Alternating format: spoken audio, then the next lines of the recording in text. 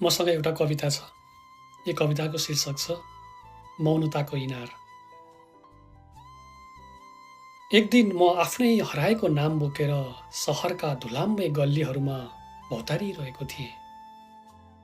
सहर जागै थियो। झ्यालहरूबाट उज्याला पुखिरहेका थिए, तर मानिसका आँखाभित्र साँझको बाक्लो कुहिरो जमेको थियो। भिड थियो, तर हरेक अनुहार आफ्नै मौन कारागारको एक्लो कैदी जस्तो लाग्थ्यो। मसँग कुनै ठेगाना थिएन, केवल केही प्रश्नहरू थिए जो मनको आकाशमा प्रवासी चरा झैँ घुमिरहन्थे। बाटोको अन्त्यमा एउटा नदी भेटियो। उसका तरङ्गहरूमा हिमालका पुराना सपनाहरू अझै काँपिरहेका थिए। मैले केही सोधिन, नदीले पनि केही भनिन। तर उसको अविराम बगाइले मलाई सम्झाइरह्यो, पानीले आफ्नो आकार बचाउन बग्नै पर्छ। अलि पर एउटा पुरानो रुख उभिएको थियो। समयले उसका बोक्राहरूमा अनगिन्ती ऋतुका हस्ताक्षर कोरेको थियो। हावा आयो, पातहरू हल्लिए र एक क्षणका लागि लाग्यो जरा गहिरो भएका जीवहरू सबभन्दा बढी मौनतामा बाँच्छन्। त्यसपछि म आफ्नै छायासँग बसेँ।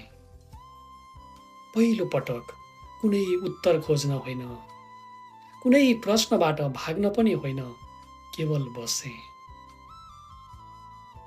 त्यही मौनताभित्र मैले एउटा इनार भेटेँ, गहिरो, यति गहिरो कि त्यसको पिँधमा आकाशको एउटा टुक्रा डुबिरहेको थियो। म झुकेँ, पानी स्थिर थियो। त्यहाँ न कुनै ऋषि थिए, न कुनै धर्मग्रन्थ, केवल एउटा अपरिचित अनुहार थियो जसलाई म वर्षौंदेखि अरू नामले बोलाइरहेको रहेछु।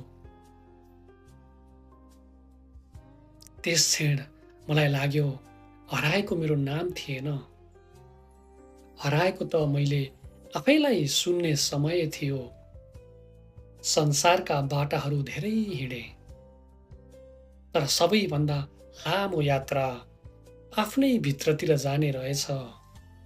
आज पनि म यात्रामै छु, तर अब गन्तव्यले मलाई तान्दैन, किनकि मैले देखिसकेको छु मानिसले पहाड चढ्न सक्छ, समुद्र तर्न सक्छ, संसार जित्न सक्छ,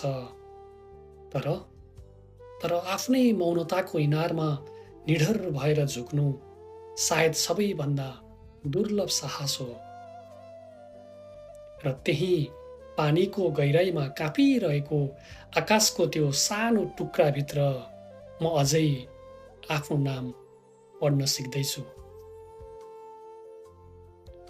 अन्जु चालिसे, रूपाञ्जली, विजयलक्ष्मी निवास, रमेश विकल प्रतिष्ठान मार्ग, आरुबारीबाट पठाउनु भएको सुन्दर कविता।